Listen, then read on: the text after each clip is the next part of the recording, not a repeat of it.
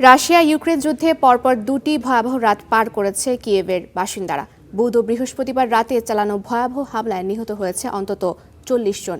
Kyiv সহ ৬টি শহরে ছুড়েছে শতাধিক ব্যালিস্টিক ক্ষেপণাস্ত্র। এছাড়া ৫ শতাধিক ড্রোন হামলা চালিয়েছে রুশ বাহিনী। এ ঘটনায় ইউরোপ সফর সংক্ষিপ্ত করে দেশে ফিরেছেন প্রেসিডেন্ট জেলেনস্কি। হামলার নিন্দা জানিয়ে মিত্রদের কাছে আকাশ প্রতিরক্ষার সহায়তা চেয়েছেন তিনি। একের পর এক বিস্ফোরণে কেঁপে উঠছে ইউক্রেনের রাজধানী কিয়েভ। রাতভর চলা রুশ হামলায় ধ্বংসস্তূপে পরিণত হয়েছে বহু ভবন। কিয়েভকে লক্ষ্য করে অন্তত ৭০টি মিসাইল ছুড়েছে রুশ বাহিনী। হামলায় ব্যবহার করা হয়েছে ৫ শতাধিক ড্রোন।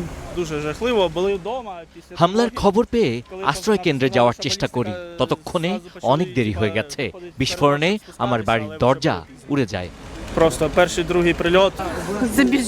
আমরা পার্কিং গ্যারেজে আশ্রয় নিয়েছিলাম। বিস্ফোরণের পর বাইরে এসে দেখি সবকিছু ধ্বংস হয়ে গেছে। এখনো অনেক মানুষ ধ্বংসস্তূপের নিচে আটকে আছে। হামলার আশঙ্কায় রাতেই ইউরোপ সফর সংক্ষিপ্ত করে দেশে ফেরার ঘোষণা দেন ইউক্রেনের প্রেসিডেন্ট ভলোদিমির জেলেনস্কি। কয়েকদিন আগেই যুদ্ধবন্ধে পুতিনকে সরাসরি আলোচনার প্রস্তাব দেন তিনি। সেই প্রস্তাব প্রত্যাখ্যান করে ক্রেমলিন। এর মধ্যেই এমন ভয়াবহ হামলা।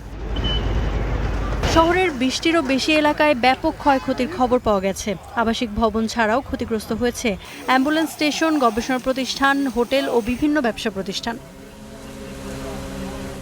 ইউক্রেনকে আরও আকাশ প্রতিরক্ষা ব্যবস্থা সরবরাহ এখন সবচেয়ে গুরুত্বপূর্ণ। আমরা যুক্তরাষ্ট্রের প্যাট্রিয়ট সহ অন্যান্য প্রতিরক্ষা ব্যবস্থা পাবার বিষয়ে দ্রুত সিদ্ধান্তের অপেক্ষায়। এই অস্ত্রই কেবল মানুষের জীবন বাঁচাতে পারে। শুধু কিয়েভ নয়, Kharkiv, Sumy, Zaporizhzhia, Dnipro, Petrovsk ও চেরাকাসি অঞ্চলও হামলার শিকার হয়েছে। জীবন বাঁচাতে ভূগর্ভস্থ মেট্রো স্টেশনে আশ্রয় নেয় বাসিন্দারা।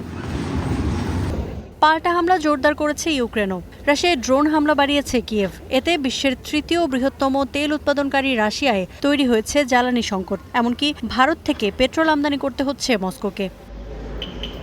ইফফাতিরা, স্টার নিউজ।